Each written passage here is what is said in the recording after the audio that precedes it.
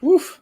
And we are here. Sorry, we had a small technical problem in the beginning, but all is good now. And very unexpectedly, we're actually on time, which actually never happens on that channel. So that's really great. You're watching Homo Ludens, the channel on history and board games. I'm Fred Serval, your host.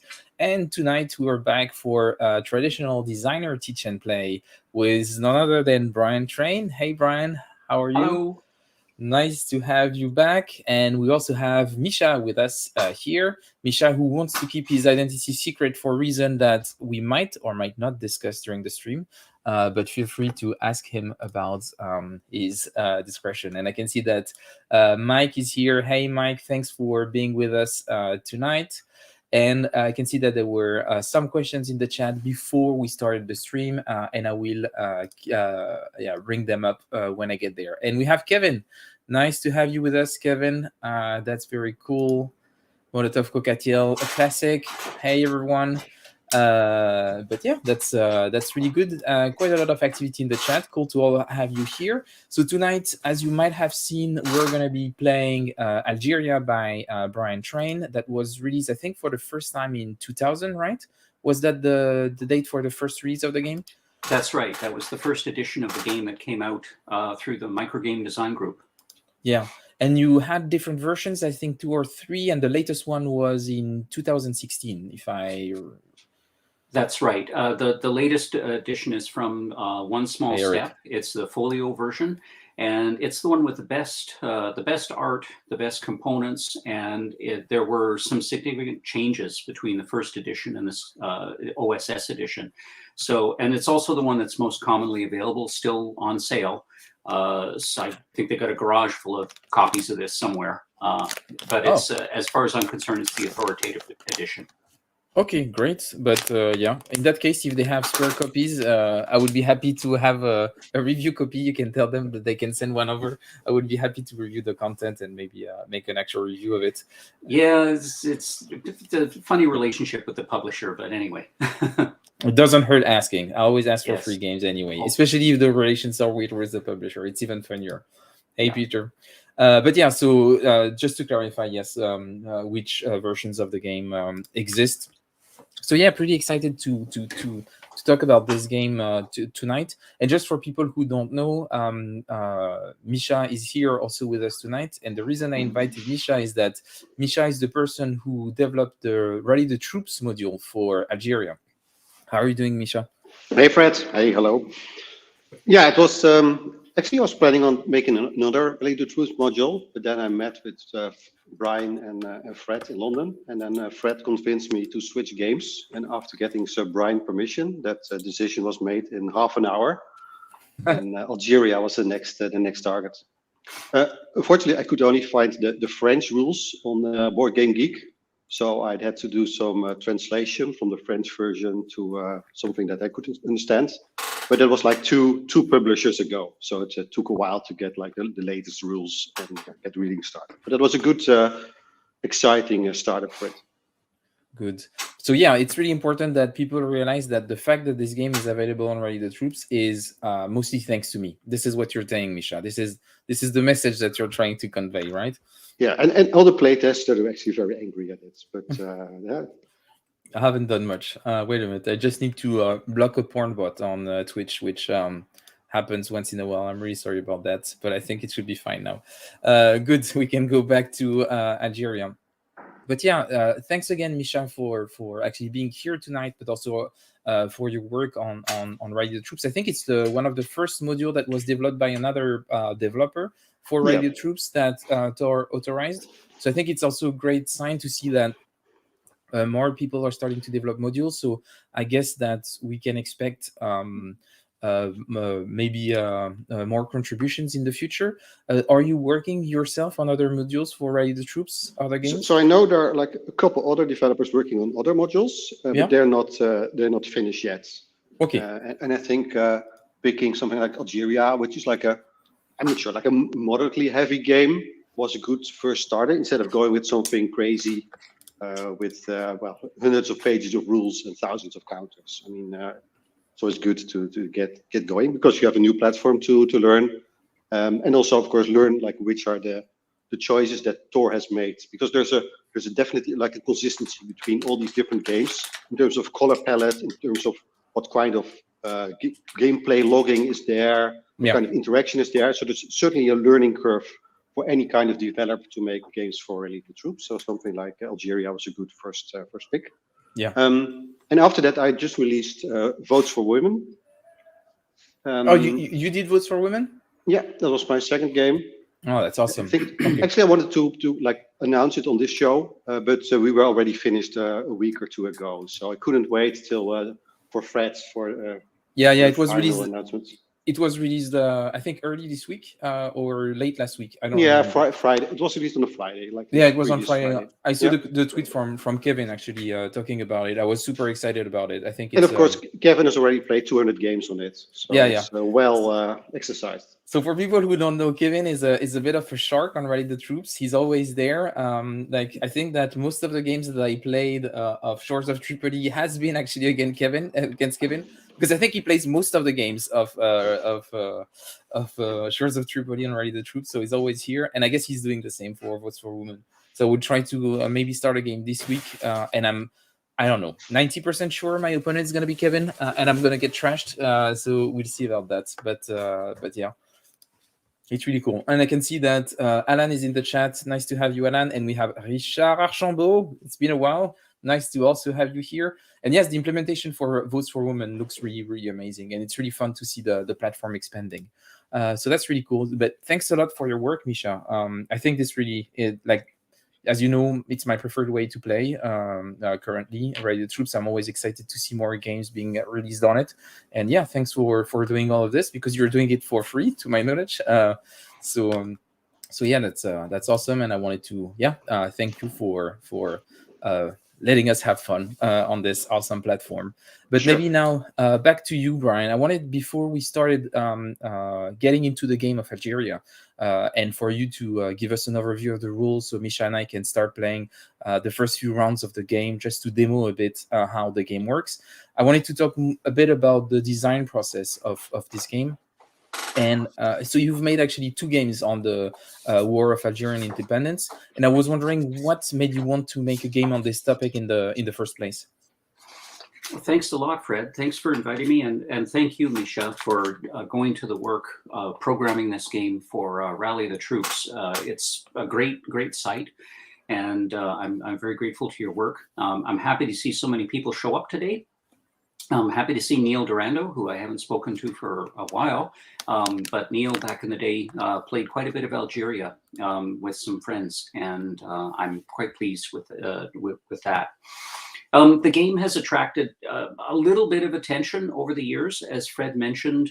It first came out in 2000, and when I published it, it was the first game on the French-Algerian War in any language at all. I've always been a little curious about, how the war, how a game on the war would go over with French gamers. And I over the years, I haven't had any kind of negative reactions.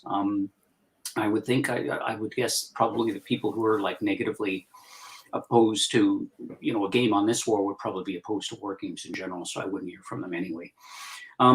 I wanted to design a game on this war because by 1999 or 2000, I had already done a couple of dozen games, and many of them were about insurgencies.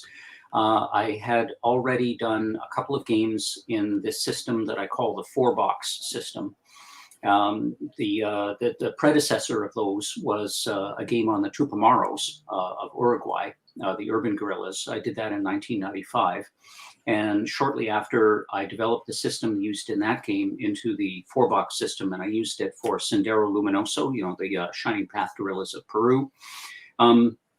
I would note that these 2 games were also the first games ever done on those particular guerrilla movements. And now, about 25 years later, Stephen Reganzas is coming out with 2 games in the second volume of his stripped down coin system called the Guerrilla Generation. That'll be out, I guess, next year sometime.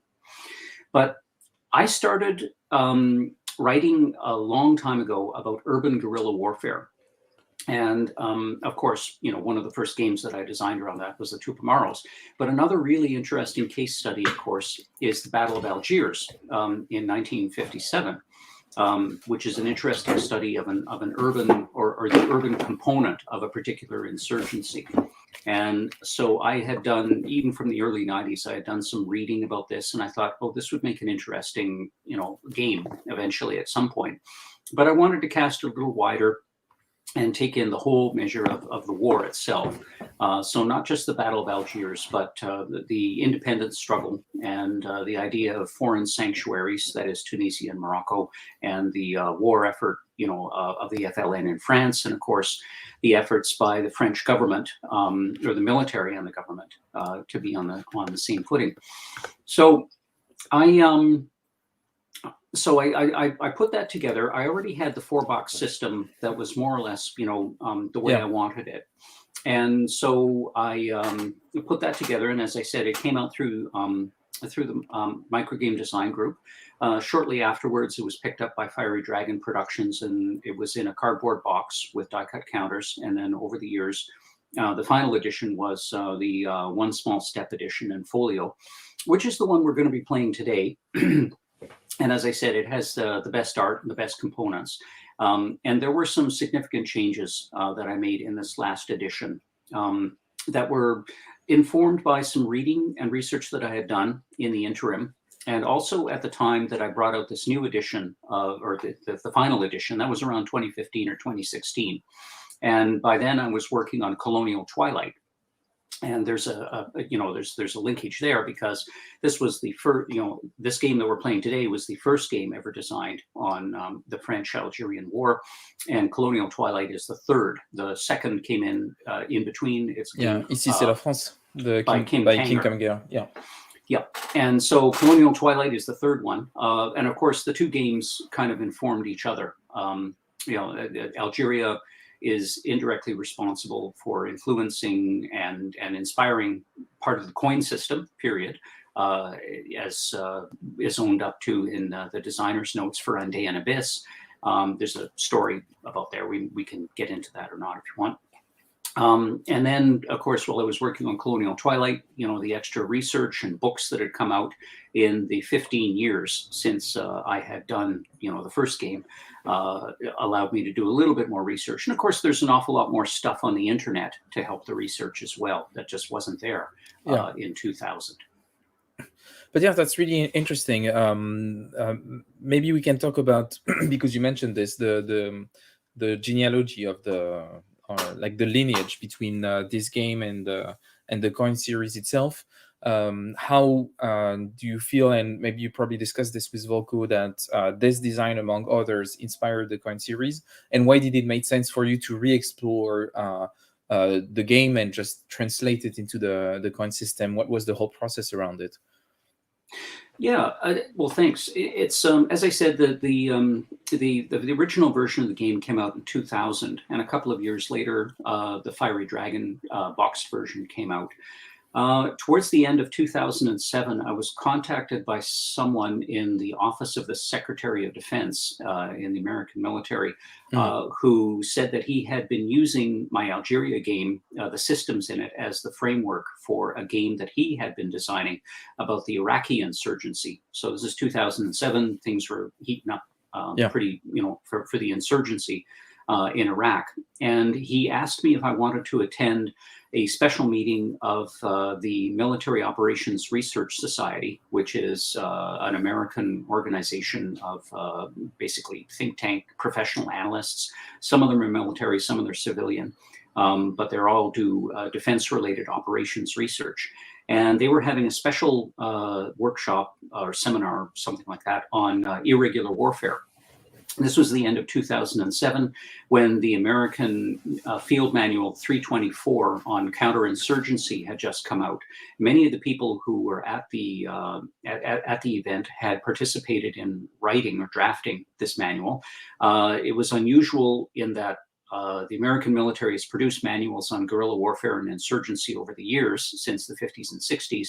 But this one was informed by some theories, for once, centering on the impact of David Galula as an original writer on French theories of counterinsurgency, population-based counterinsurgency, let's call it.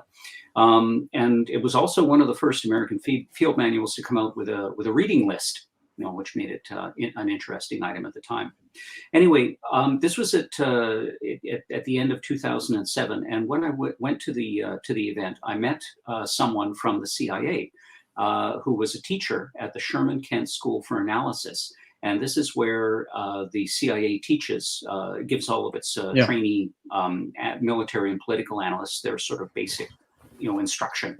And so Charles, I can name him Charles because he's retired now, he was teaching there, and he was teaching a class on revolutionary warfare. And one of his case studies was the Algerian War. So he and I worked out a sort of a stripped down version of the Algeria game that he could use in his classes and play out in about an hour and a half, so the students would get kind of the gist of things. Now, Volko was also teaching at the Sherman Kent School at the time, and he saw Charles using this game in his class. He got a copy for himself, and this was 2008, 2009 at the time, and Volko was at the time working on Ande and Abyss, which became the first coin system game about the Colombian insurgency. And I actually, a year or two later, found myself playtesting Ande and Abyss, and I didn't know at the time that Volko knew about my game. So I thought, oh, well, this is a kind of a clever design. I think he's really onto something here, but I didn't see anything of my stuff in his. And it wasn't until the game was actually published in the designer's notes for Ande and Abyss that Volko, name-checked me in the designer's notes and saying, okay, there were some important parts of the coin system that are inspired by my work, particularly this Algeria game. So things like the general index of political will, the asymmetric menus of choices between the two different sides. So, I would not say that the coin system, my work played some part in influencing and inspiring it. But by and large, it is absolutely Volko's work. And the work of many, many other people now, because we're up around, 14 or 15 volumes in the series. That have gone really far afield and have gone to some surprising places and times. And then, of course, it was a couple of years later that Volko and I met finally in person, and we decided to get together and work on A Distant Plain, which is the Afghanistan game. That was volume 3 in the coin system. And then sometime later, GMT asked me to do Colonial Twilight, which is, again, as I said, the third game ever on the French-Algerian War. Yeah.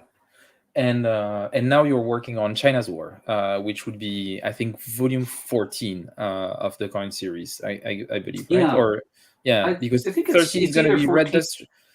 13 is Red Dust Rebellion, 14 is going to be China's War, and 15 should be the Pure Land.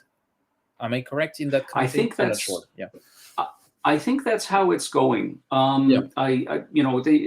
China's War, I started China's War and I got it to about the 60% done state in 2015. But I shelved it so that I could concentrate on finishing off Colonial Twilight properly, which I think was time well spent. I enjoy that game. A lot of people enjoy that game. And I think that was the proper thing to do. And then it took a little while to get back to it. And then, of course, COVID happened in the middle of everything. And now here we are, 8 or 9 years later. And I see that there are a couple of comments. People are wondering, what's going on with this. Basically, the game is finished. And we're down to the stage of making selections for art and layout, and the developers still have to work on the solo system. I would hope that it would be out, a year from now or less than a year, like physically out. But you mentioned Red Dust Rebellion. That is a game that is a bit further down the track in development, and of course it's attracted. It's fair to say it's attracted more P500 interests than my design has. So, there's a lot of people who are waiting for that. And the developers have been, spending time away from this design to work on that one, which is fine. I thought a science fiction setting for the coin system is actually, really inventive. And what I've read about the game sounds really good. I'm looking forward to it coming out. Yeah, I'm really looking forward to it also because Joe is working on it on the development side, and Joe is someone that I trust almost with my life. So I think he's gonna make he's gonna make sure that the game is as good as it could be. And I think the idea of having it in a sci-fi setting is definitely interesting.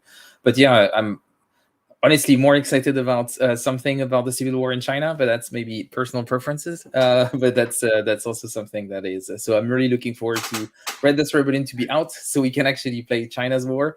And as I said multiple times on different shows and everything, I think that the Pure Land is probably my favorite con game ever. So I'm also really looking forward to this one finally having art, finally being out there, because I think it's one of the most interesting take on the coin system that I've seen, and I'm just super excited for it to be released. Anyway, maybe we should jump into the game now. So I'm gonna add this here. So as I said, we're playing on Rally the Troops. Once again, if you don't know Rally the Troops, it's just an awesome platform by Tor, where you can play war games online. It's implemented in the browser, and I stopped sharing because I'm stupid. Wait a minute, I will be back in a second. And the thing that is really cool about Rally the Troops, you can play directly in your browser. And the other thing that is really cool is that it's rule enforced. So you cannot make mistakes. The rules are or in there, and it works usually really well. And most of the time the designers are directly involved in making sure that the game is properly implemented. So yeah, so this is I think one of my definitely actually my favorite way to play online. The only limit of Rally the Troops is that you need, as we were talking about with Mischa earlier, developers to actually make those games in a digital format, and that takes some time. That takes a lot of effort. Mischa was telling us there is a learning curve. So the catalog is somewhat limited for now, but the selection is excellent. I think you have 14 or 15 games now, Mischa, on the platform. Is that right? 15 Yeah, games? close to 60 now. And you can play Indian Abyss, which was mentioned earlier. Yes, yeah, of During the course. talk there as well. Yeah. So you can play Indian Abyss in there, and it's an amazing implementation of Indian Abyss. I think when it was released, I had 4 or 5 games like played at once during the first week, playing all the different faction. I was completely obsessed by it, and the implementation was awesome. But anyway, back to the game. So this is Algeria. I think that for this one, actually, Mischa, you redid some of the art to fit better with the Rally the Troops platform. Is that right? Yeah, that's correct. And we also got the request because Brian mentioned the box 4 system, which was more like a traditional layout of these 4 ops boxes. You see the underground ops, patrol, and OC. They were structured differently, but there was a prototype development which Brian worked about, I think 2016 or something like that, and he suggested to use that approach for the digital implementation of Algeria. So that's what we did. Another major change was the general the statistics tracker on the boards. We decided to display it in this way, so you have like one overview of what's happening instead of having an off-screen boards which you need to look up for your political support level and other kind of trackers. So these were some kind of implementation changes we made. Okay, but I think it looks great. And you also worked on the counters, if I remember well. There was some discussion about how to represent the police and all that. Sure. Yeah. I mean, we're looking for like a more flat layout, a bit more uniform style instead of this 2D, 3D mix which the previous publication had. But I think it worked out pretty well. Yeah, I think the result is really nice. And you can even play it on your mobile phone. I think I played like 25 or 30 games on my smartphone. So that's great to do in between other tasks. So I'm definitely at a disadvantage here because I've played a couple of full games, and I think I managed to. I played it with Steven Ranganzas. I think he beat me in a couple of rounds, something like this. It was catastrophic. I had no idea what I was doing. I was just clicking around, but it was a bit of a mess. But anyway, this is the game. So just for you to know, myself I'm gonna play the FLN. So the Front Libération Nationale, so the Algerians fighting for their independence, and Mischa is gonna play the French occupying force. Yeah. So and we start out with the startup criteria on the top right. So like the government's PSL 65, pretty high. FLN has a bit lower support level, and we're playing with the slow French reaction optional rule, which Brian suggested, which really cripples me until your support exceeds that one of mine, and then I can really start deploying my troops. And I think the PSL is the political support level. I think it's the main victory point, you could say, in the game, but it's also a form of currency. You can use it to spend it to take some actions. Maybe can you explain the core concepts, Ryan, of the game before we start playing? Sure thing, Fred. I'll try to make it as quick as I can while you guys set up. So the idea of the game, as you identified, is the political support level, which ranges from 0 to 99. And for the FLN player, it's a measure of how credible their fortunes are politically. And for the French player, it's also a measure of how the game is, of how the war is being supported. And one side or the other will lose when the PSL goes down to 0. That signifies some kind of military or political collapse for that particular side, and the game is over. The difference between a major difference between the two sides is that for the FLN, the PSL is a measure generally of acceptability, and they do derive a little bit of their well, they're called administrative points in the game, or APs, but they might as well be vitamins. So they get some of their vitamins from their political support level at large, but they have other methods of raising revenue as well. However, for the French player, because they have to pay for things that they do, units that they mobilize, and operations that they undertake, they have to pay for them in political support points, because this represents using up, let's call it, political capital with the civilian government in France, which is not entirely invested in the war and has a limited amount of patience. Because logistically, there's no comparison whatsoever between the FLN and the French army. One has nearly infinite material resources compared to the other. However, they don't have infinite political resources. So we see that Mischa has put a few pieces on the board. The blue pieces are French infantry brigades. The red ones are elite troops, which are intervention troops. These are like paratroops or Marines. That kind of thing. There are also the orange flavored ones. There are Algerian troops. These are a mixture of Harkis, which are like Algerian conscripts, and Pied Noir officers. And they have, that's a third force that's susceptible to some subversion by the FLN. The French forces are divided into, well, both sides are divided into static and mobile units. Mobile units have a NATO map marking icon, the box symbol. The static units have an icon. Static units, of course, don't move. They can be deployed from one place to another gradually, but generally they don't move. So for the French, the static units are police.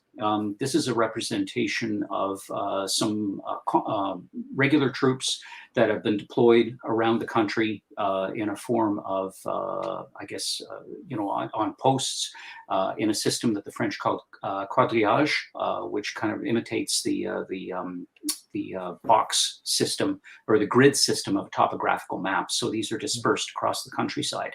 So they live in the patrol box or PTL box. That's the circle in each area. And they have generally a negative die roll modifier whenever the FLN tries to do something, because they're deployed, watching and waiting to react. For the FLN, their static units are the fronts. These are large numbers of people who are only part-time involved in the struggle. So that's networks of safe houses, underground networks of supporters and that kind of thing. The FLN also has cadres, which are used to create new forces. There's also guerrilla bands, and bands can be assembled and built into larger units, approximately equal to a battalion called a phylek.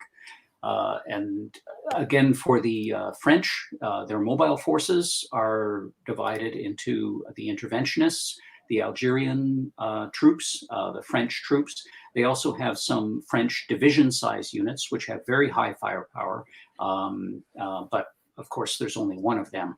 So at the beginning of the game, this is the 1954 scenario. There was a minimal French garrison deployed in Algeria because, again, this is later 1954, and most of the French military effort is in Indochina, getting rolled up by the Viet Minh. So the game begins in November 1954 with an uprising across in parts across the country by the FLN. Okay, but maybe as it's my like I'm not really experienced, can you give some advice on where you think it's a good way to place my units? So I have 11 units to deploy. I have mostly cadres to deploy and 4 front units. I thought that maybe the front units I would like to, and maybe I'm wrong, but you'll tell me what you think, Brian. But I wanted to get some strong position along the frontier with Tunisia and potentially with Morocco, and then maybe having some cadre in some of the urban areas. But maybe you have specific recommendations for the setup. Yeah, well, as far as putting your fronts down, it is a good idea to have them in. Well, the prize is to put them in the urban areas, but that is the first place that the French player is going to look for you and try to kill you. You can start by a sort of a more rural strategy. One thing you cannot do in the game is you cannot place a front in a remote area. Those are the brown colored areas because frankly, there's not enough people around to impress or to extort from or anything like that. So you're limited to the green areas in this case and the urban areas as well. So you may want to go for sort of like a more countryside situation. Tunisia and Morocco will become independent later on in the game, and they will become sanctuaries for the FLN. And in the meantime, your cadres can be deployed anywhere, and they can do the work of setting up some other forces as well. It's important, of course, when you set up your fronts that they be well protected by other forces that can, try to intervene or need to be engaged before. So having cadres with fronts is something that you would recommend? Yeah, because the two reinforce each other when you go to start building your forces. Now, this is 1954, so both sides start with relatively few pieces on the board. So there's going to be a bit of a buildup for the first little while between both sides. And as Mischa remarked, we've decided to go for the slower French reaction.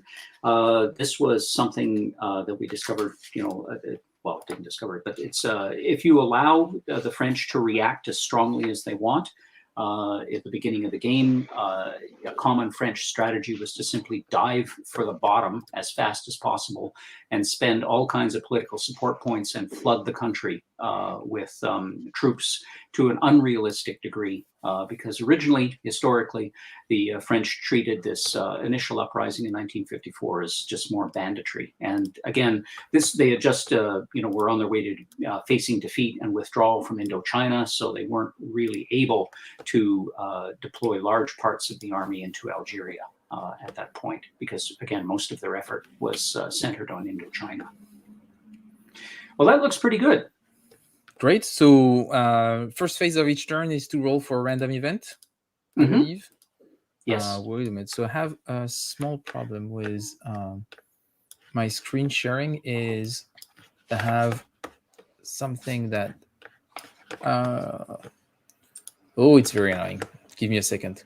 I'm going to change the way I share my screen. Just give me a small minute here. So the setup scenario gives some limitations where you can place your troops, as well as how many PSL you get and what kind of naval points you get. One thing we learned when playtesting this game is that people not familiar with it, they don't know where to start. Yeah, not everybody has Brian to decide to give him advice where to set up. So what we did together with Brian is we picked some of the setup scenarios from Colonial Twilight actually, and used them as a quick setup for your for the start of your game. So you can click on the quick setup button, and it will pick the locations for your fronts and for your cadres and for your other units based on the scenarios that are outlined in the back of the Colonial Twilight rulebook. Yeah, And I believe you did quite some research in those troop placements. Yeah, that's a good point, Mischa. These 4-box system games are kind of like a sandbox. You know, they have different scenarios, but they don't always have really predetermined setups. And people who are new to the games might flounder a little bit. They might not know exactly, you know, what to do where. And you're right. I was able to do a little bit of research to get some kind of derive some kind of setup, initial setup in 54, 56, and 1960. I'd like to thank Neil Durando publicly for making available a copy of a French language atlas of the French-Algerian War, which had some good maps of deployments of French forces at particular points during the war. So yes, it is a nice feature just to help people out, you know, because people just want to learn, you know, how to play. They don't want to struggle with how to figure out, you know, what to put where right away. And it turns out pretty much everybody is picking the 1954 scenario just because it's the default when you start the game for the first time. Yep, as good as any. And you see how Mischa has deployed his forces. He's got police deployed in the cities. And let's see, Mostaganem, I guess that must be the Foreign Legion. I don't know. I think the Foreign Legion, they're in Sidi Bel Abbes. That's where their original base is. But, you know, the Legion, it's everywhere. So it can go anywhere at very high speed. So there was no random event. We were lucky. Okay. So lucky you. Yep. So after that, we have the reinforcement phase, where different the two sides start to enter new forces. Gather the FLN player gets his vitamin points. The government makes some decisions on which units to mobilize and activate because he has to expend some effort in order to, I guess, put different units that are already on the map on alert and able to do missions, also to call up new forces. Another decision that he has to make later on in the game is whether or not to activate the border zone. This is something that happens when Tunisia and Morocco become independent and then become FLN bases. But for now, the border is just a line in the sand. So that's the reinforcement phase. After this is the deployment phase, and both players decide in general what they're going to be doing. At this point, the government player would deploy any activated mobile units into the patrol box if he wanted them to do that mission, or just leave them in the operations box. That's OPS, that's the hexagon shape in each area. He also may change his divisions between concentrated and dispersed modes. So a division that's concentrated is all in one spot and has a very, very high firepower, but it can also be dispersed very widely to control more territory, has a lower firepower, but a much higher detection rating, because a big part of finding for the French player is first he has to find the FLN units and bring them to battle before they can fight. And again, in the deployment phase, the FLN player will deploy his units from underground to the operations box of the same area. And they have to be in the ops box in order to conduct any missions at all in the operations phase. Then after that, there'll be the operations phase. So the FLN player at the top of the cycle, this is a cyclic and interactive phase, at the top of each cycle, the FLN player decides whether he will perform a mission or tell the government player to perform a mission or pass. And then the government player will either do a mission or pass. And if both players pass in succession, then the operations phase is over and we go to the turn interphase, where we do some larger format and housekeeping things like judge and control, recovery, and final political support adjustments. And before we go into too much details, I think we can, now that we have the broader review, go step by step. So now we are in the reinforcement phase for the FLN, and I have a few options for my troops that are on the ground. I can build cadre, I can convert units, front units to cadre, and I can convert fronts to, I can convert cadre to either fronts or bands. What would be the difference between a front and a band in terms of unit? Well, a band is a unit of full-time guerrillas. So it's a mobile unit where the front is a static unit, and it has a higher firepower, and it's able to conduct more missions than a front is. However, a front is something that you do need when you need it to conduct certain missions. Like, for example, a strike in an urban area, you need a front. Propaganda mission is one important way that the FLN can boost their political support or subtract from government support. You need a front or a cadre to do that. So there's some differentiation between your forces. The bands, guerrilla bands, and the phylex are the fighters, but the cadres and the fronts are, not only do they support the fighters, but they have political jobs themselves. Okay, so I converted in Sétif one cadre into a band. I'm not sure if there is anything you advise me to do, or do you think I'm properly set up to have some good operations to start with? Nope, I think you're good. Let's try this out. I mean, we're looking to demonstrate the mechanics here. Yeah. We're not looking for super play. And, you know, I have a confession to make. I always make this confession. I'm not very good at playing these games. I design them, but I'm not very good playing them. I get distracted by how the game is put together. So you mentioned earlier, Kevin, being a shark on Rally the Troops. I am the furthest thing from a shark. I'm definitely not a good player, but I certainly like to look at games and admire how they're put together, but that prevents me from being a really good player. Good, but then maybe I shouldn't rely on you too much. So Mischa, No. It's your turn as the government, so you are in your deployment phase. And what are you doing then? Are you putting people in patrol to prevent me from doing my mission? What's your plan? Oh, Mischa stays muted. He doesn't want to talk about his plans. He doesn't Sorry want to. about that. Yes.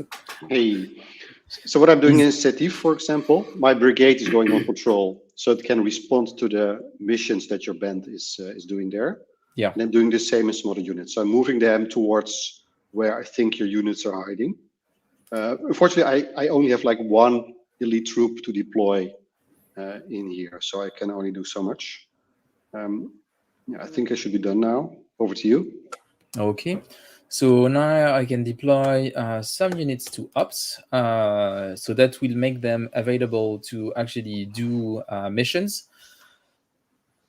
Do you think I still should try to do my... Yeah, I'm going to try to do my ops in Sétif. We'll see what happens. Yeah, this may end up being a sacrifice, but it will be a worthy sacrifice because it'll show people how the react mechanism works as well. I'm going to look at the different missions that I can do. So there is those tables that tell you what are the missions that you can do. That actually looks a lot like a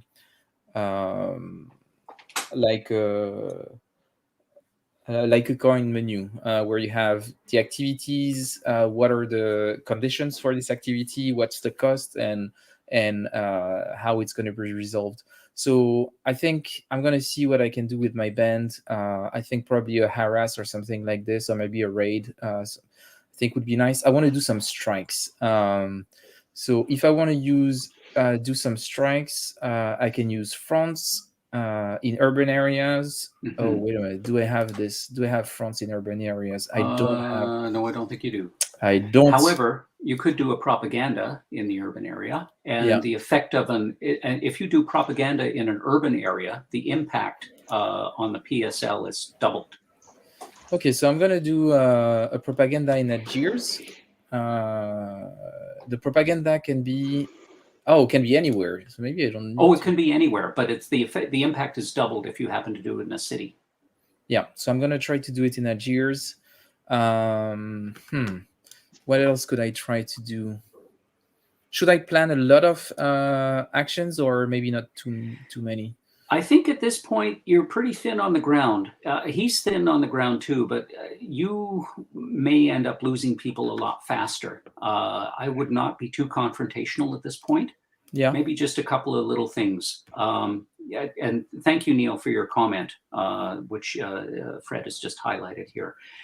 This can be a very challenging game. There's a lot of different paths and a lot of different ways to play this game. Switching between, a sort of defensive doctrine to an offensive strategy. If you manage to catch the guy on the wrong foot when you make that switch, you can make some big gains. But for now, you might want to concentrate on building up your forces a little bit before you go on any really strong campaigns. And now, I think the uprising has already happened, which gave you a bit of a boost in your political support level. So maybe you can take a bit of a rest here. But we do need to demonstrate some of the mechanics of the game. So we'll do something in Sétif, and perhaps you might want to pull something over in Tlemcen as well. Maybe try a harass in Tlemcen just to demonstrate how it works. I'm not trying to line your people up though, just to get shot, just to demonstrate the game. And I think I'm gonna also to Mischa's recommendation. I think it's a good idea. I'm gonna deploy a cadre to France, to the Métropole, so we can also show this. So I think that the one in Bougie I can spare, or maybe I'm gonna spare the one in Bougie. Oh no, in Soukakras. I'm gonna spare the one in Soukakras, and I'm gonna send it to France. So what that cadre is doing is it's arousing, it's collecting resources and doing political activity among the large expatriate population in France. There were a lot of Algerians, like native Algerians, who went to work in France, to work in factories. And they lived in large sort of slum areas, were paid very poorly. But again, this was like a diaspora that sent a lot of money and support back home to Algeria. And those people, of course, a lot of young men, a lot of them not very happy about their situation.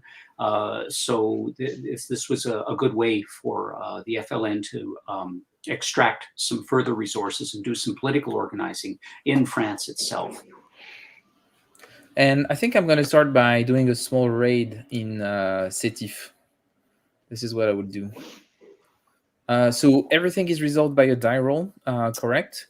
Yeah. Mischa, you're all done with your deployments? Yep. Yep. Okay. He did those before. Yeah. Okay. So we're ready to begin the operations phase, and Fred starts by doing a raid in Sétif. Okay. So it cost me 1 action point, and then we roll on the table to see for success. And actually, if you look at the player aids, this is the mission success.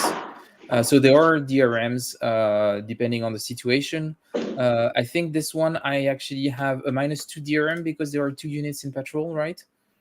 Yes. So I'm gonna have a -2 DRM, meaning that I want to roll a 4 or higher, something like this, right? Good luck. Yeah, we'll see.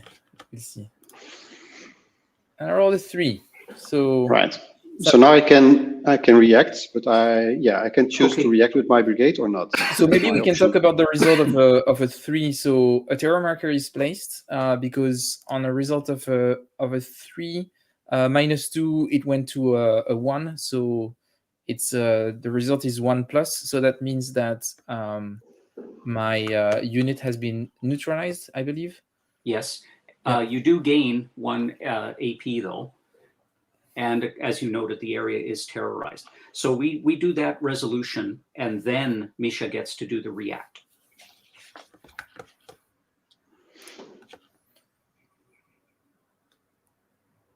And what would the react entail for the French player? Okay, so Mischa, you would take your mobile unit in the same area, and that's the brigade that you have deployed in the operations or patrol box. Yep. The react is only against the FLN units that just performed the mission. Mm-hmm. And generally, a react is done by 1 unit at a time. They can combine with each other if they happen to be all elite troops, or if there's a division headquarters or a division unit in the area to coordinate the response. So what happens is Mischa will take his brigade, and the contact between the brigade and the unit that just carried out the operation is automatic. First, though, the FLN unit gets to roll against its evasion rating, which is marked on the counter, to see if it can escape to the underground box. If it doesn't escape, then the two get to shoot at each other. Yeah, I was lucky. Fred's band didn't manage to escape, so we continue with the conflict. Okay, so the neutralized unit, FLN unit, gets placed in the UG. So they've run off into the mountains. They did the raid. They kind of botched it up, but they did get a few goodies, and now they've run off to the mountains. Okay, and I have to assign PSL. So it's either +1 for me or -1 for the government. And I think I'm going to do -1 for the government. And then I'm going to assign 2 hits to that unit, and 1 is enough to remove it from the board. Yeah, so Fred didn't manage to evade Brian, so actually we got to shoot at each other. Yeah, okay, all right. Good. And now, because so that was the unit that you used, it goes into the OC box to show that it has been spent, right? Yep. Okay. Now you can take your next mission. So you can keep taking missions until you pass, or until you have nothing left. And I'm going to try to do a propaganda in Algiers. So if I look at the propaganda action, so I'm going to have -2 once again, because you have 2 units in patrol. That's right. But yeah, I have to try. So I'm going to roll for it. I rolled a 5. Wow. So that's pretty good. So that's 2 PSL. I'm going to give you can 1 to the FLN and remove 1 from the government. Yes. Yeah, you can combine it like that. Again, I can choose to react or not. So I'll try to react with my Algerian brigade, which is there. And I get a loss, so that removes my cadre from Algiers. It's not looking great. Not looking great. So I've done a propaganda. I've done a raid. Everything has been pretty awful. What could I do now? I cannot do strikes because I don't have fronts in urban areas.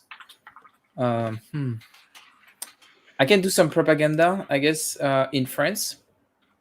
That might be a good idea. It costs me 1 action point, and there is no one to annoy me, I guess. And I rolled a 3, so that's 1 PSP to spend. And I'm going to decrease the government. And I think I'm going to keep on doing some propaganda. I have this person in Tlemcen. It's going to be at -1 because of the police there. But I think it's worth it too. I'm going to roll. I rolled a 2. That's a 1. That's not great. So I have to eliminate my cadre, but I still get the PSP. And I'm going to decrease the government. And I think that's it for me. I don't have any other units in ops that are available. I really like this idea of having, you have the troops that are available, that are underground, and you actually assign them to go out and do missions. That's a really interesting concept. It's a bit more involved than the status in the coin series, where you just flip for active, inactive. You actually commit to something that you're going to do. It's quite unique. Yeah, that's right. In general, this is a more granular look at things, where you have very specific missions that are undertaken by different units. But the basic, as I mentioned, the basic notion of having asymmetric menus of actions is what I guess inspired Volko when he was working on the coin system. And of course, with the coin system, he devised the difference between operations and special activities, which are done alongside of the operations, which is slightly the same approach, but a little bit different. And then, of course, he had the idea of the propaganda round. So, for example, here we've got individual and discrete propaganda missions.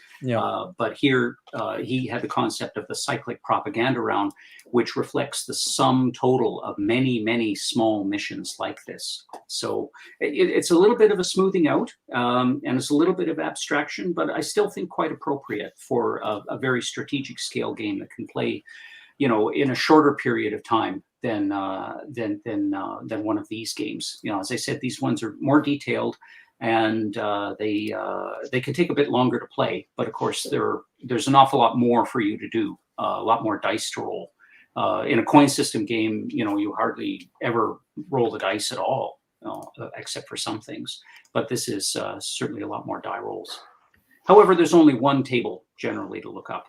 Yeah.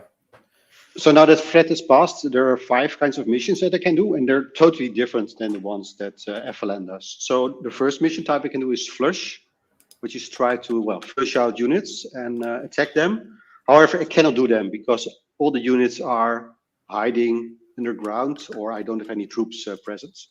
The second type is intelligence. I can use my police units to try to find where they're hiding, and that's actually what I'm going to do. So I'm going to deploy my police troops in, let's see, I'm going to do it in Sidi Bel Abbes, trying to get the front and the cadre that are hiding there. So unfortunately, I didn't manage to contact any of the troops.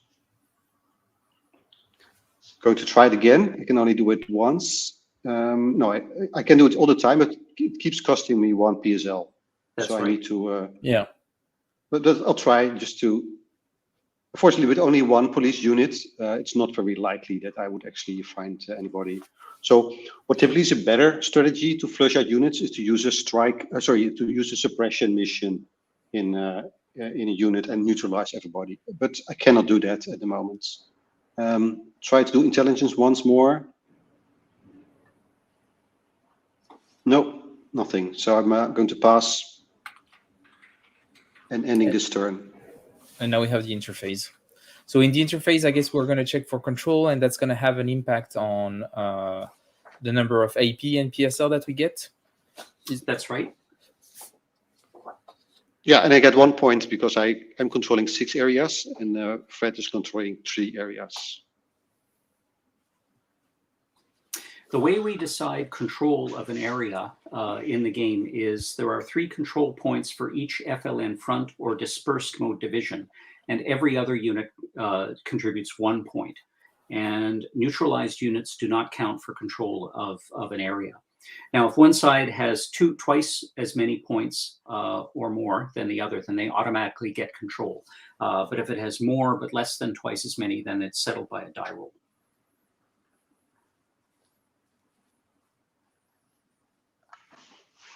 And the reinforcement is done. I'm getting some extra IP. So I get 10% of my 49 PSL. So this is the way I get action points. And the fractions are rounded up. So that's plus 5 action points. And then I get action points for controlling rural areas, if that's correct, right? Mm-hmm. So reinforcements. Yeah. I feel powerless. Well, you get those action points in the reinforcement phase. Yes, and I just got them. So now I am in reinforcements. The thing that I can do is, well, I can build cadres where I have units. So that might be the way to go. I think I have a good options in bougie, so I'm gonna actually build the. Oops, that's not where I wanted to build a band. I want to build a band here. So building a band is actually pretty expensive. I probably need to be a bit careful here. And I think the people in Sidi Bel Abbes are actually quite exposed. I think I'm going to build a cadre there. Oh, that's not what I wanted to do. I'm going to build it in Sidi Bel Abbes just to move it afterwards. And I think that's it for me. I'm going to end my reinforcement here. Mischa, tell me if you think I'm doing something awful. I think you're doing great. I'm still winning. Well, it's not great enough. I'm not doing great enough, but I think it's going to be okay. Yeah, Mischa, I have a plan. This is a nice interface, Mischa. I like the way you've set up the buttons. Yeah, it's really well made. Yeah, thank you very much for your work here. Appreciate it. Are you working on another module right now, Mischa, after Votes for Women? Yeah, so the reason I cannot show my webcam picture is I took a vow of silence. So after joining the Rally the Troops team, I cannot disclose anything about the kind of games that I'm working on or showing my picture of these kind of things. Yeah, I mean, I'm usually the one disclosing stuff by Yeah. accident on Twitter. So that's my role, talking about stuff I'm not supposed to. So you're not. Yeah. Okay. Deploy unit to ops. Well, I'm gonna deploy this one. It's gonna make sense later. I'm going to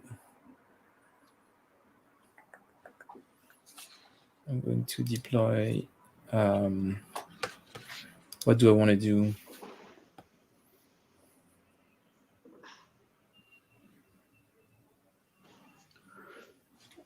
I'm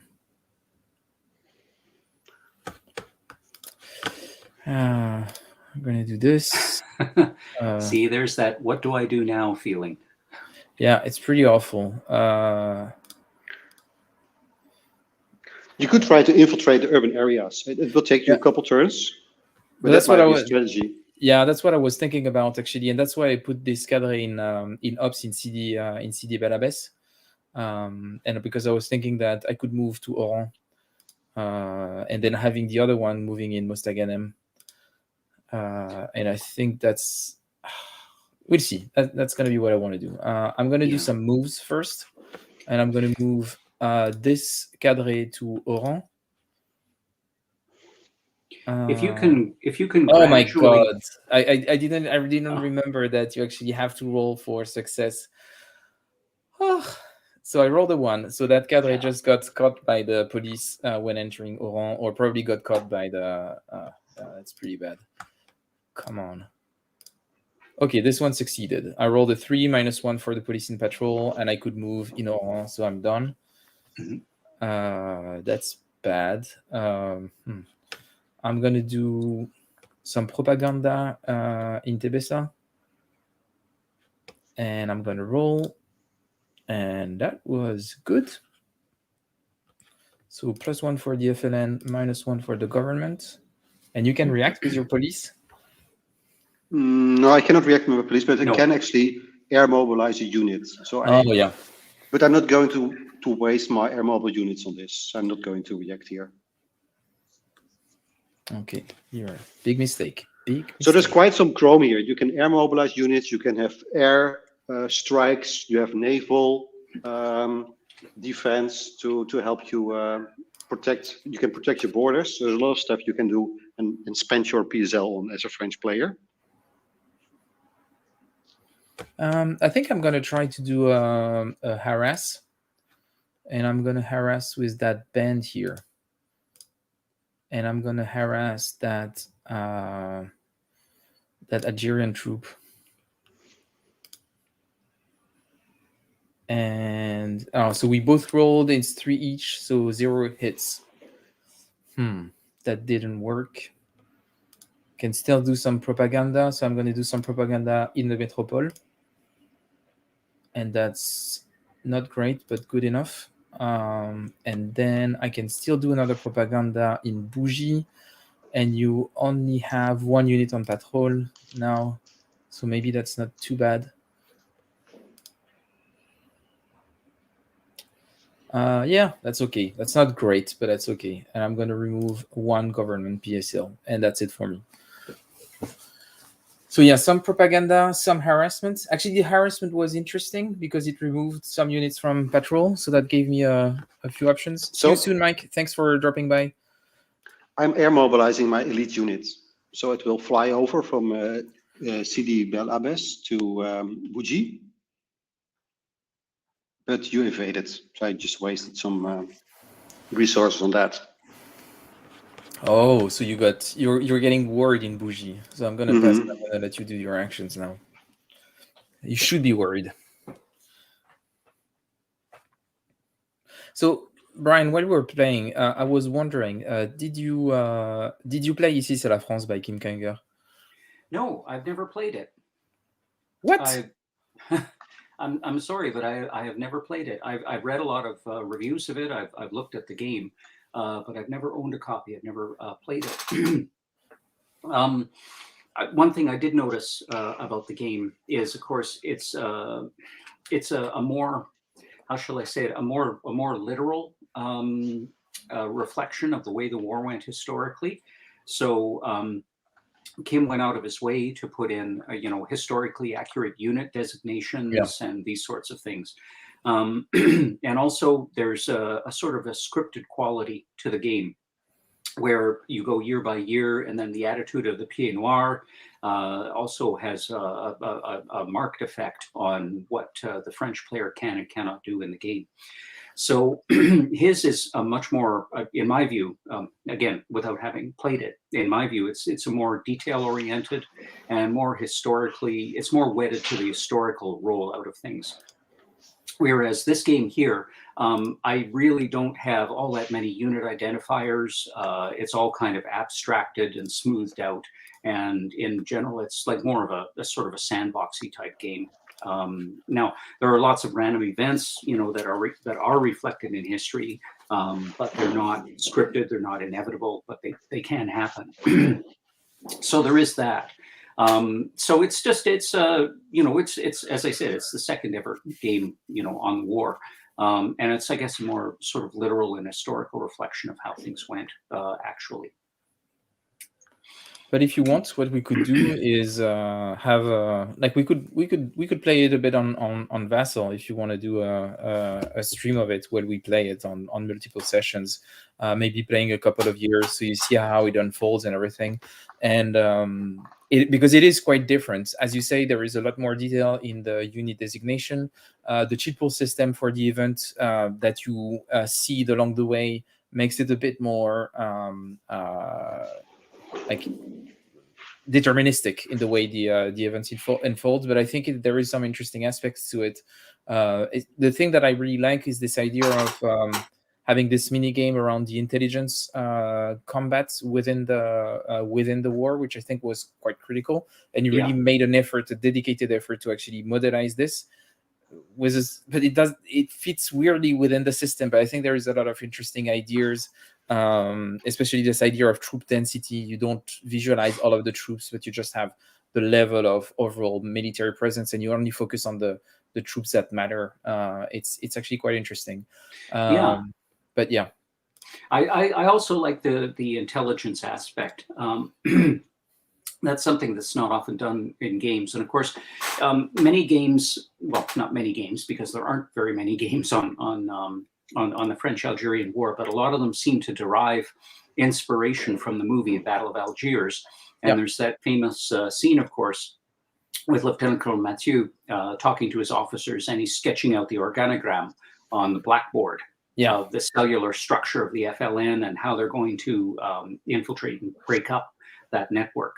And I have seen a couple of attempts at games on the Battle of Algiers that are kind of built like that just focus on that intelligence and detection aspect. There was one that came out years and years ago. It was a game that a student made at Phil Saban's master's degree course at King's College London, where students would design war games. It may or may not still be available online, but it was an example of that kind of approach. It's hard to find, but it is available online, and there is a lot of interesting ideas. And it's actually Phil sent me the link because we were at a conference together, and I was talking about this idea of making a game specifically on the Battle of Algiers. And he sent this over, and there was a strong component in it. But like a lot of those games that were made at King's College, there is a strong focus in making the game very accessible, playable within a very specific setting. So it is stripped down to core concepts, and you have. But it's really interesting because there is a lot of research and literature around it. But design-wise, I think there was a lot of potential to expand on top of it. I would really like to do a game just on the Battle of Algiers because I'm very interested in urban topics and, of course, in intelligence as well. The thing there is that, good intelligence looks an awful lot like police work.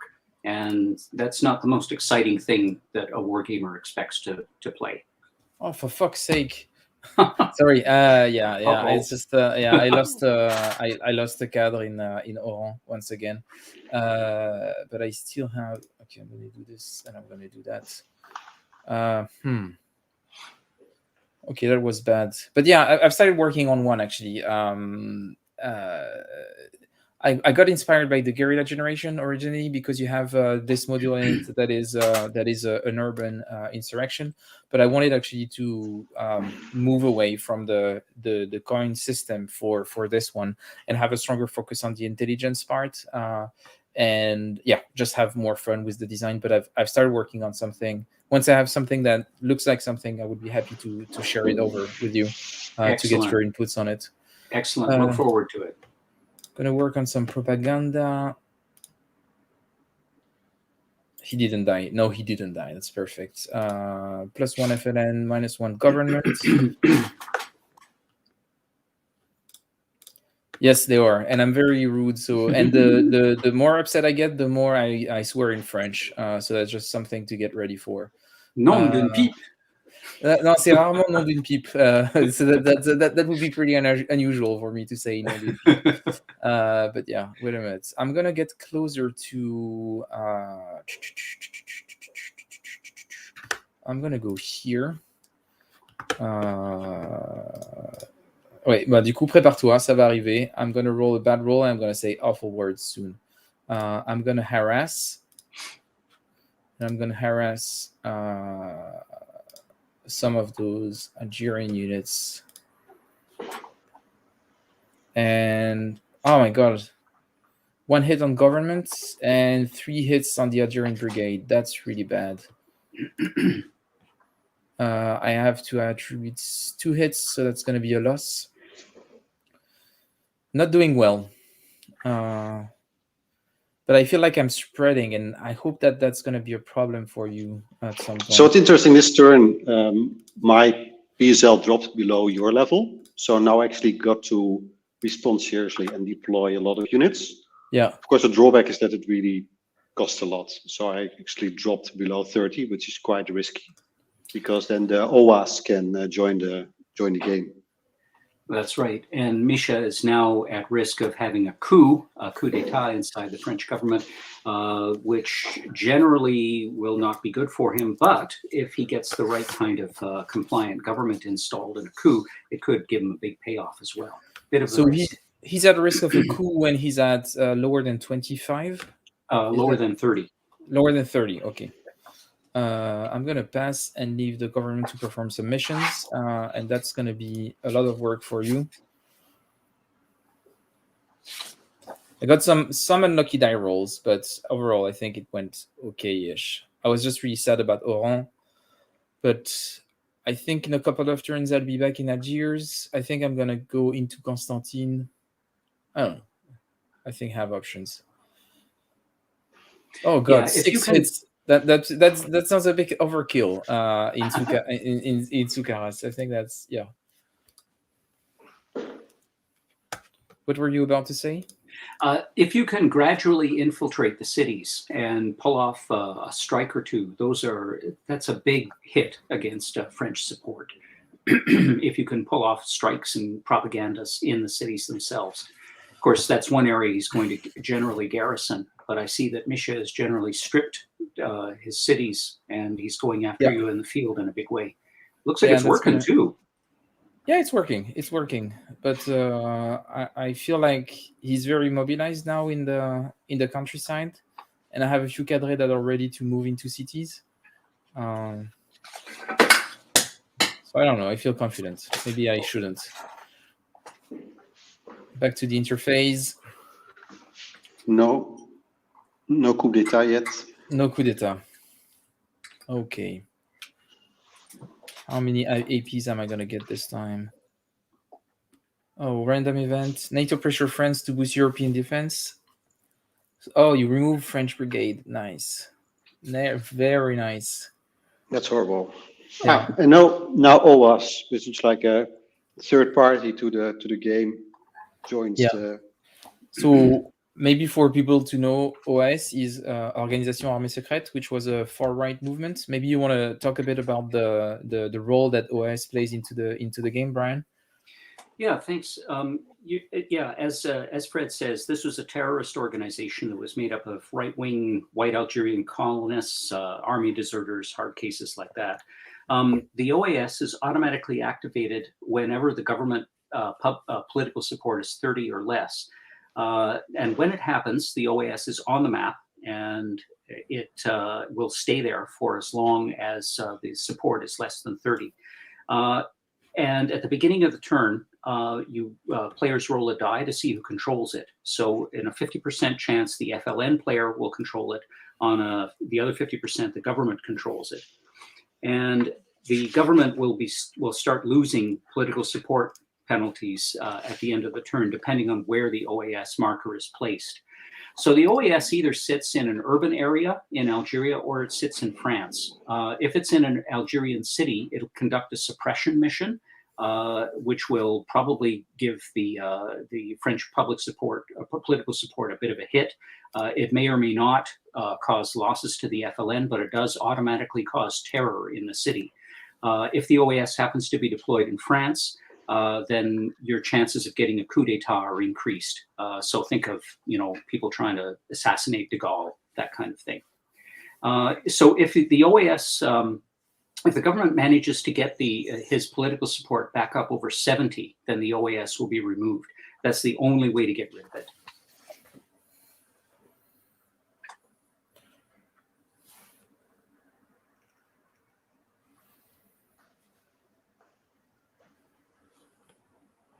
Okay, so he's gonna get deployed. He's gonna get deployed. He's definitely going to get deployed. He's getting deployed.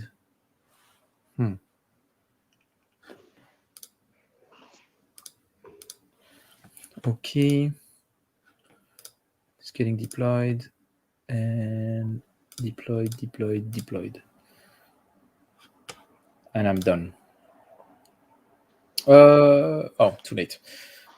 So I'm going to start by doing a bit of propaganda in France. I think France is ripe for a bit of propaganda. And look at this. Look at this. Oh my God. Yeah. So 1, 2, 3. Nice postering campaign. Yeah, those posters were really efficient. So that's very nice. Now I'm going to be doing a bit of harassment. I'm going to harass this unit. So 0 hits for both of us. You can do a react. I was hoping for more. Now I'm going to start moving. So we're going back into Oran. Move again. And we're going to move from Sétif to Constantine. And then move again. And we're going to move from Bougie to Tizi Ouzou. And I failed. I rolled a 1. Oh, God. That's bad. And we're going to do some propaganda in Barika. And that was -1 government PSL. You can react in Barika, but I don't think you will. Yeah. I'm going to do a propaganda in Philippeville. Yes. No, I'm just propagandize against the PSL for the government. So what are the victory condition, Brian?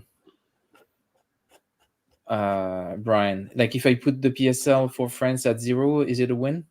Yeah, if anybody goes to 0, the game ends, and that side loses.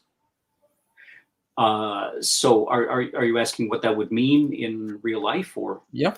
Yeah, well, that would mean there would be some kind of, collapse of will, political will on the part of the French government, and they would immediately enter into negotiations at a disadvantage with the Algerian, with the FLN.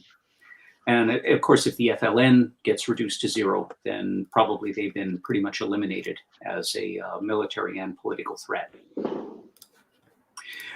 There were some comments earlier in the forum sections and Rally the Troops about the political support for the government and how much most of the mechanisms in the game tend to ratchet it down and one way.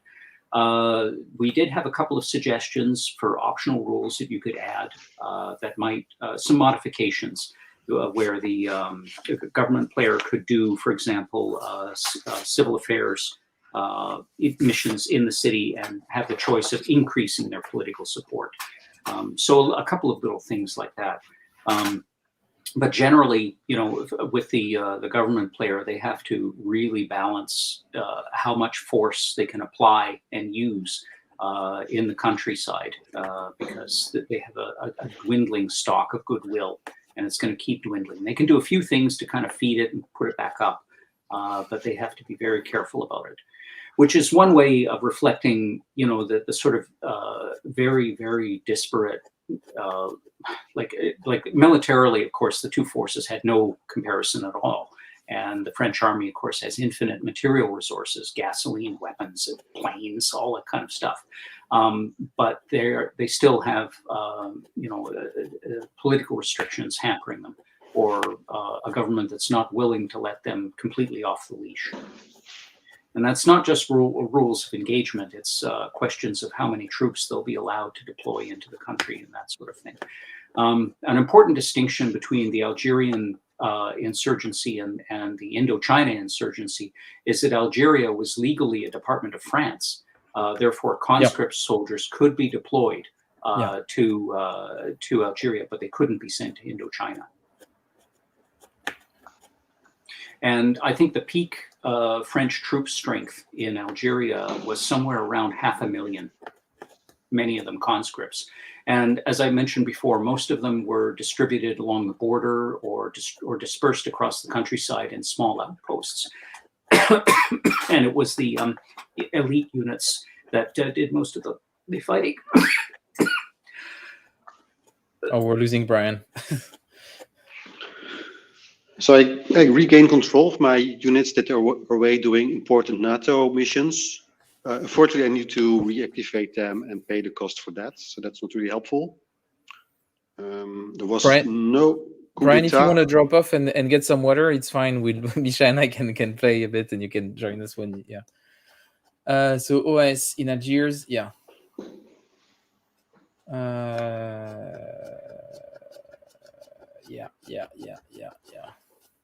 Build and augment units. I think it's going to be fine. I feel good about this. Do you think? Yeah. We can probably win by just doing propaganda missions. Yeah, that's what I was thinking. Là, je vais convertir en front. Là, je vais construire des cadres. 4 cadres. And that would be it. Yeah, I would end reinforcement here. Yeah, because you are now at 11 PSL. It's really dangerous. Yeah, it's really dangerous. I have a 1 cadre in France, so I can do some propaganda there. Yeah, I just need to I need to roll well in France mostly. Mm-hmm. And actually, a good roll in the city could also be pretty damaging. Yeah, so we'll see about that. I'm going to deploy definitely in Constantine and Oran. I'm going to deploy in there. Here I'm going to stay, I believe. Will I stay? Yeah, maybe. Wait a minute. If I do propaganda, yeah. I'd like to be able to do a strike. Yeah, I think I'm going to deploy him. I'm going to deploy him. And that's going to be weird, but I'm going to deploy him.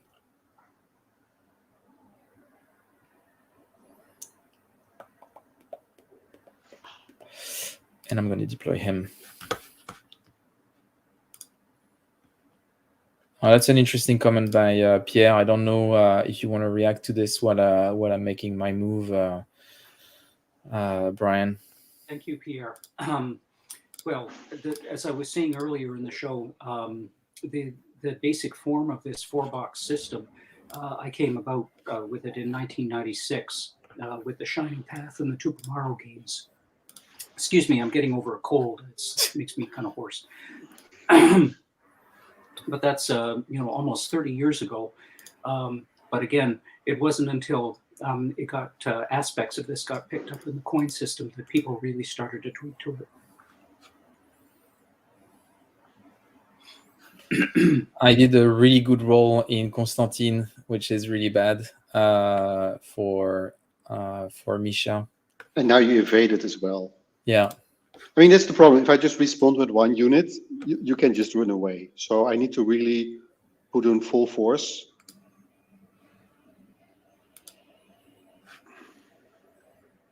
Yeah, you're now down to 4, and you moved back to 5 with your interception.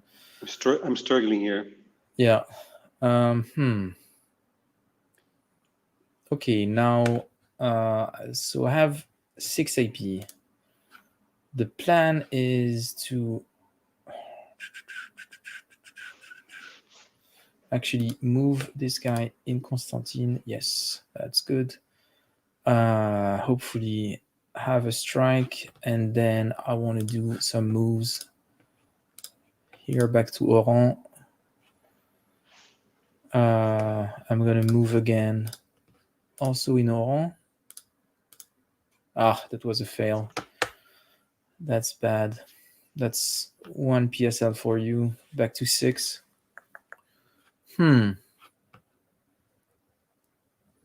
That's annoying. Gonna harass your elite, your Algerian units. Yes, 1 hit on the government, so that's nice.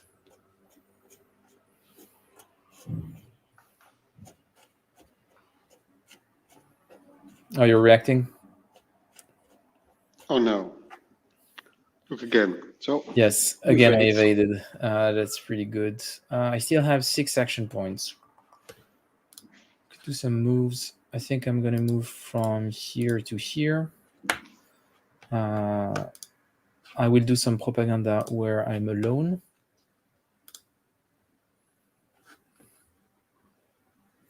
And I'm going to target specifically your PSL. I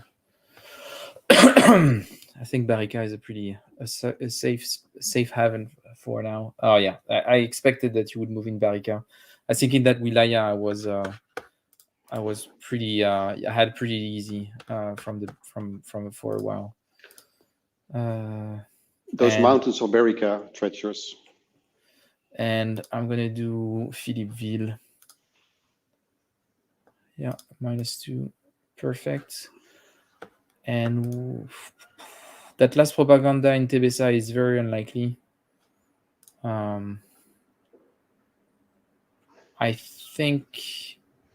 don't think I will take the risk. I'm pretty confident I can win in the next round.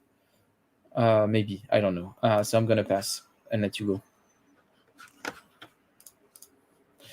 But yeah, it's really interesting, this idea of allocating your troops. In a way, it actually reminds me somewhat of Ici c'est la France, where you have a big part of the game which is really about how do you allocate your troops on the territory and how do you deploy things.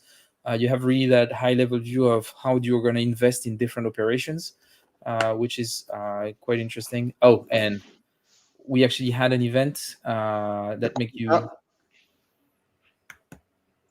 So what happened? Coup d'etat. Yes. So how is the coup d'etat resolved? Just for people to understand what just happened. Mischa, do you wanna explain? So you rolled a 6 for the coup d'etat check. Yeah. Yeah. Let me look up the table. So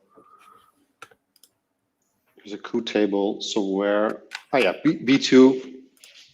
So first I'm rolling 2d6, and it was a... What did it say? What kind of failure was it? Abject failure. Yeah, 2 5s. So that's 10, yeah, a lot of PSP loss. So that brought me at minus. I was at 2, I think.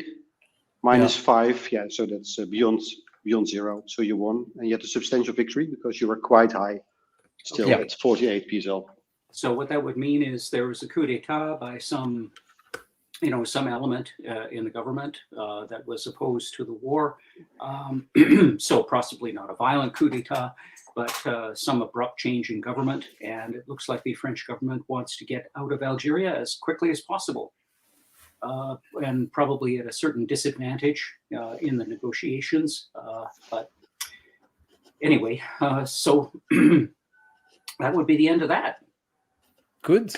But and we have the FLN PSL is just short of 50, which means they've got substantial people, public support for creation of a legitimate government.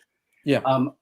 Again, this is the sort of story that you might want to tell yourself after, say, okay, well, maybe the FLN beat me, but their PSL was only like 16, so nobody took them seriously.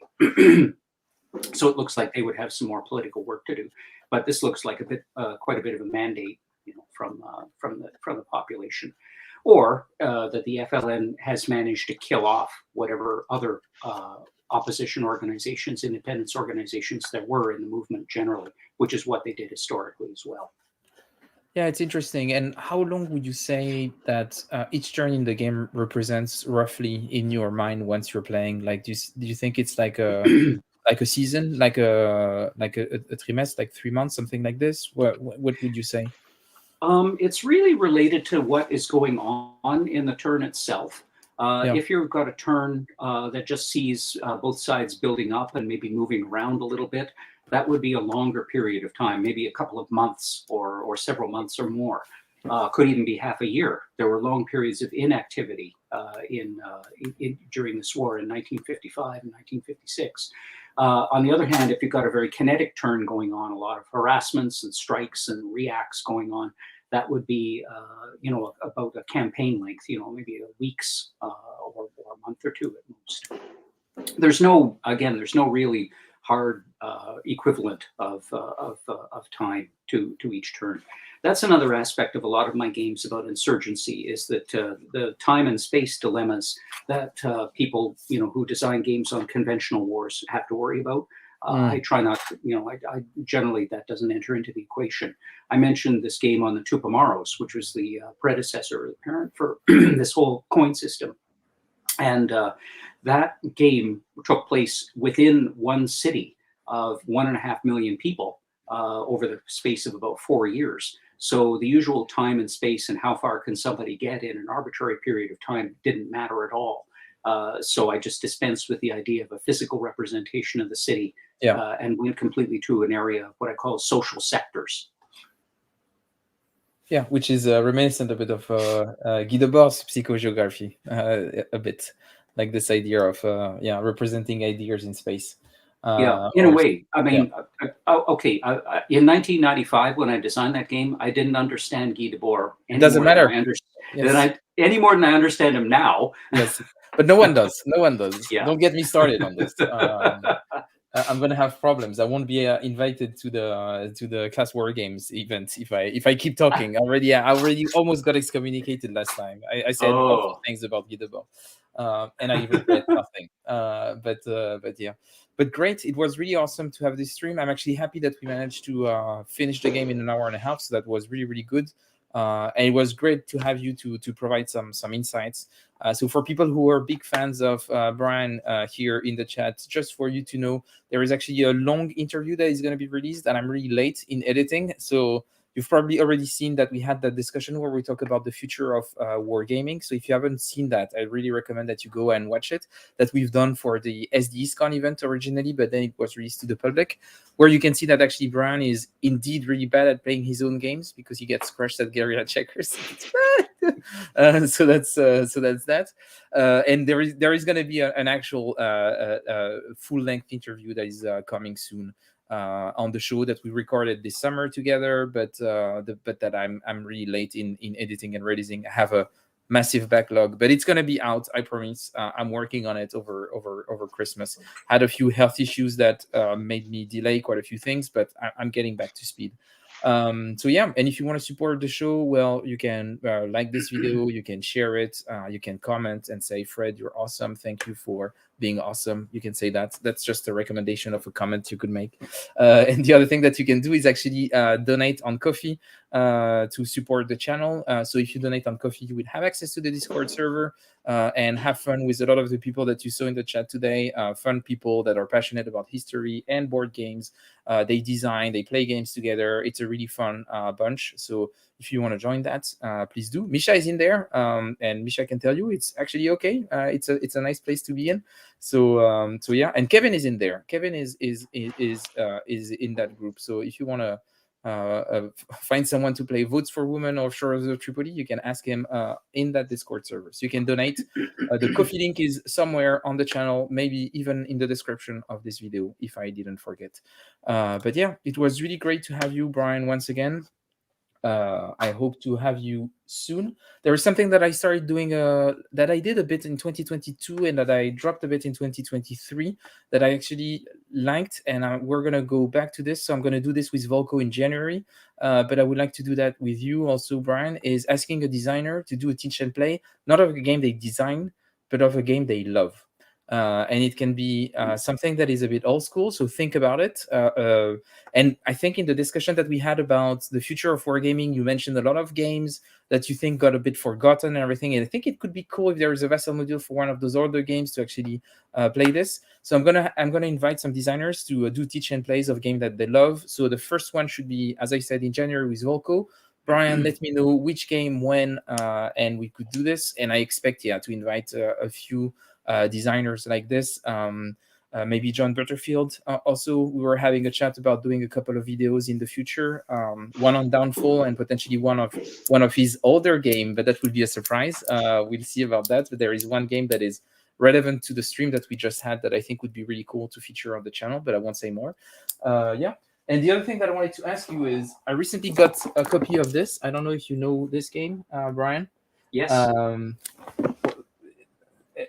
Did I do well in getting it? What do you think? It's still in shrink. I just want to say that it's pretty crazy. It's still in shrink. I would say pop the shrink and have a look at it. Yeah, I think that you can take a look at the rules and so forth online. So if you don't need to pop the shrink, maybe.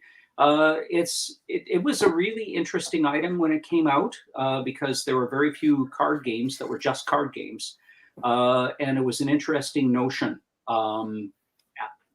I don't have a lot of experience playing it. I played it a couple times a long time ago, so my memories of it aren't very exact. But it was a very brave and unusual attempt at the time that it came out, which I think was what, 1985 or 86. I think it's 80. I thought it was 86, but I might be wrong. Yeah, I remember it coming out in the mid 80s, and there were very, very few games on insurgency of any type coming out back then. And the thing is that, and that's why I wanted to have it, because it was one of the earliest games on insurgency that I could find. And it's Niels who has this amazing collection of games that he's selling part of his collection. And I'm not a fan of keeping games in shrink, so I would definitely remove the shrink and open it. And I wanted to play it, but maybe I will record a small unboxing if there is interest for people to see an unboxing of a Avalon Hill game from the 80s on an unusual topic. I'll